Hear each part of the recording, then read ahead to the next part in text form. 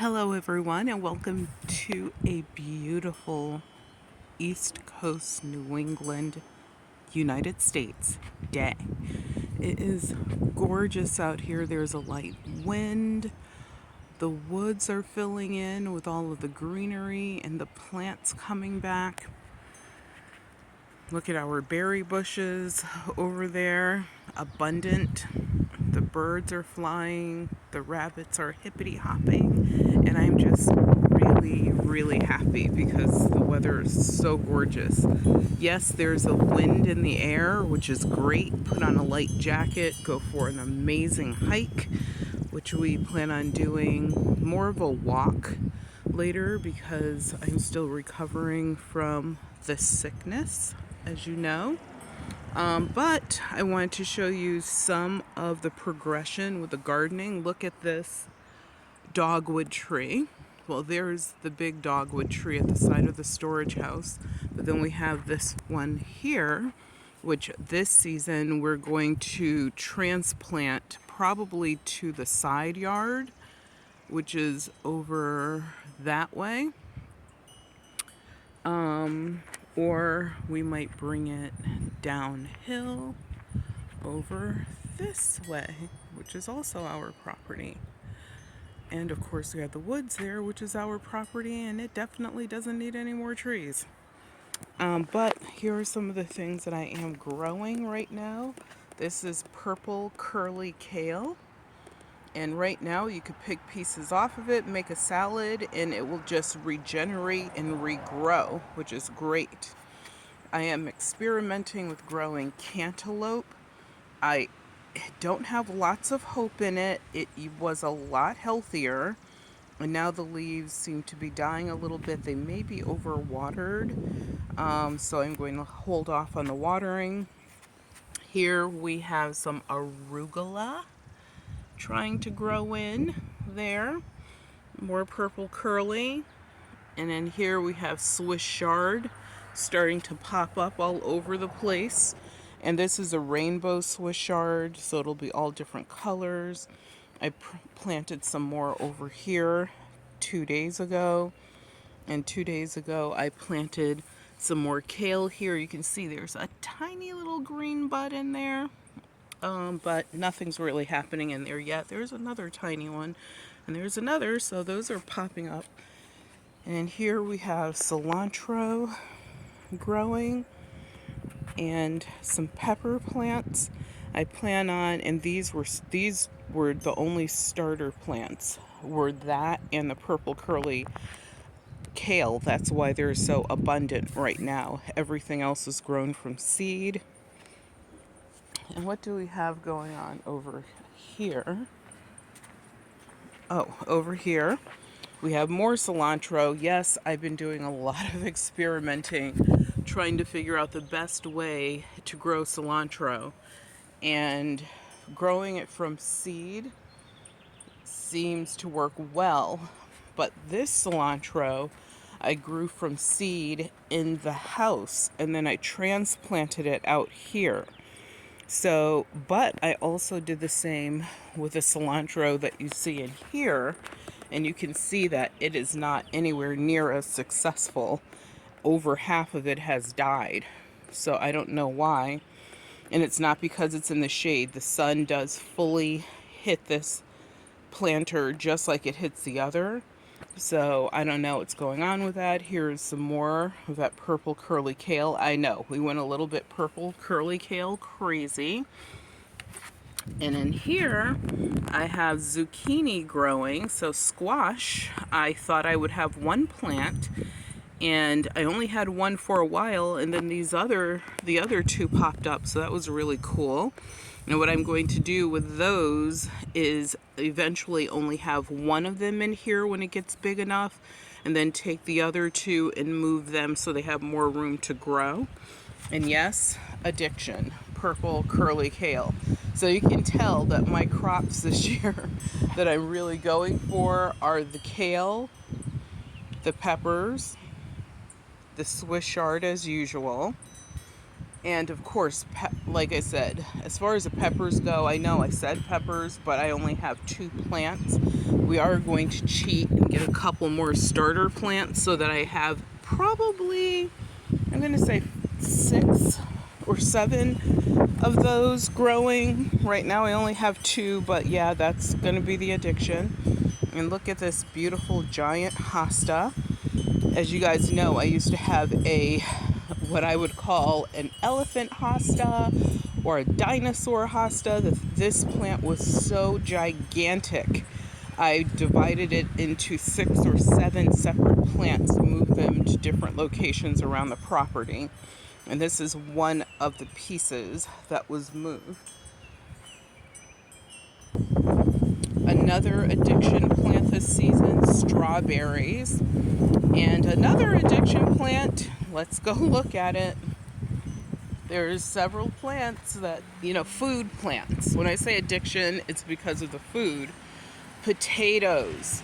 I have, I'm going to say maybe 7 potato plants growing. So you have one here, a little one there, and a little one there. And believe me, these things will not be little by the end of the season. The fact that there's 3 of them growing here is pretty cool because initially I think I planted 2. So they branched out to create a 3rd. And once again, strawberries, more strawberries. And look how tiny this one is. I don't know why this plant is so tiny.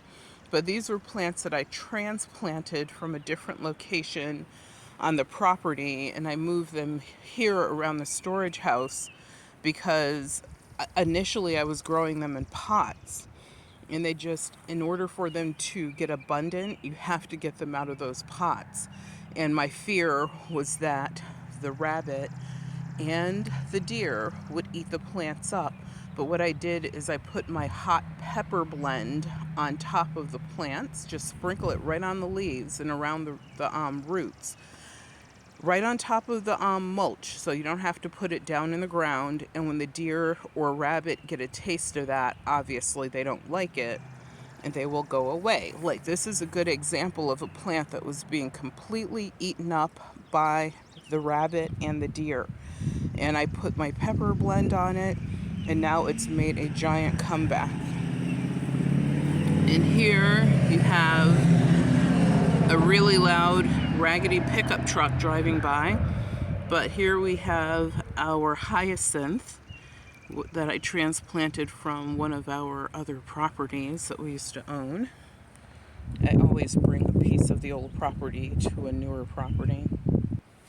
And as I stated, more potatoes. So there's 3 more potato plants growing here. We have lots of flowering plants that are growing. I could show you guys like these plants for hours. I'm trying to be kind to your time, but I love my bleeding heart plants.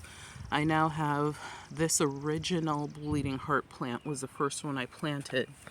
And then I have a baby one here and a baby one growing there. So in like 2 years, they'll be the size of this one. Let me show you another one. Now this purple bleeding heart plant is 2 years old. So look at how it's doing. It used to be a little tiny baby. So it's so exciting that I have 2 more of them that somehow the seed spread out, and now I'll have 2 additional plants growing. And that's awesome. And yes, you guys, another potato plant. So we're going to have lots of potatoes. This is wild garlic. And I actually have dehydrated quite a bit of it from different plants, because out there at the well area, there's wild garlic that was growing out there as well. Some that was growing right in the yard. And before we mowed the yard, I actually harvested some of it, dehydrated it, so it's in jars in the pantry. And here's one of the big blueberry bushes that we have. The flowers have already started to die back. There's still several flowers on it, but whenever you have a berry bush or a fruit tree, anywhere you see a flower, that will be fruit. And look at this. One of our miniature roses has opened up. I said I promised I wouldn't show you too many flowers, but I do love, I have two of these bushes, and they were babies when I like planted them here years and years ago. And you can see, look at how this blueberry bush has just spread out all over the place. Here we have mint growing in, and my hope is, I know mint can almost become like an invasive species of a plant. I kind of want that, but not in this area, so I'm going to continue growing the mint here for, this will be the second season. And as it gets bigger, I will be moving it to a couple different areas on the property where I do want it to grow and go crazy. It'll just be awesome to have my never-ending supply of mint. And of course, you know me and the old dehydrator. So that's pretty much where I am with gardening so far. I do have a couple things growing in the house, such as ginger, and another experiment that I'm working on, which honestly isn't going that well so far, but we shall see. But it is, like I said, gorgeous, you guys. I know every time you guys like watch a video, you're like, everyone talks about the weather so much, but it's amazing how awesome Mother Nature is. You know me, I love spring, summer, winter, and fall, extreme snows, crazy rainstorms, but also beautiful days like this. Now, one of the things that we do have to be leery of, especially since our land is partially forested and it is our property, is we did go in and cut some of the underbrush down just to get it lower, because there's a tick. We have to deal with like ticks out here because we have so much wildlife. So far today, like right now, I see a chipmunk running through the forest, but we have chipmunks, we have squirrels, we have wild turkey, we have great herons, we have deer, we have fisher cats, we have, I don't know what they're called, but it's like a wild cat, not a bobcat, lynx. I'm not sure what it's called, but it's like one of those short stubby cats that's naturally wild. We have fox. Of course, we have a menagerie of birds. Like the Audubon Society would love to just sit out on our deck for even an hour and be amazed by the amazing like variety of birds that we have. We have snakes, yes we do, and other animals. I mean, there's just so many, and it's so awesome. But of course, with all those animals, that means they tramp and trample, that's pretty funny, through our property. And because of that, you know, we have to be leery of the ticks. So even walking out here now, I have to double check myself when I go in the house, or before I go in the house, for ticks and not fleas, but for ticks, and you know, just to make sure I'm not bringing any in the house. And also, if there's one on me, I get it off immediately. We do use the flea and tick medicines with our dog, so thankfully, if anything does get on her, it never attaches. But it can crawl on her and crawl on us. So we are very aware of that. But that was one of the reasons that we cut down some of the underbrush in the woods and blew back some of the old like leaf matter. Does it matter? I don't know. But doing what we can do, and obviously we only can do a small portion of our forest. Like, we can't clean out the whole forest. That's crazy. But you know, just to move it back a little bit, especially I like wanted to go morel mushroom hunting, and I went in once and I really didn't see anything, but it could be because we disrupted the under litter of the forest. So Next season, we'll have to see what happens with that, if anything. But thank you guys for tuning in. I hope that you're having a beautiful, beautiful day and that all is well. Remember that your health is your wealth, and without your health, you have absolutely nothing. So please take care of yourselves, and also please subscribe to this channel. And in the comments below, tell me where you're from and how spring has sprung for you.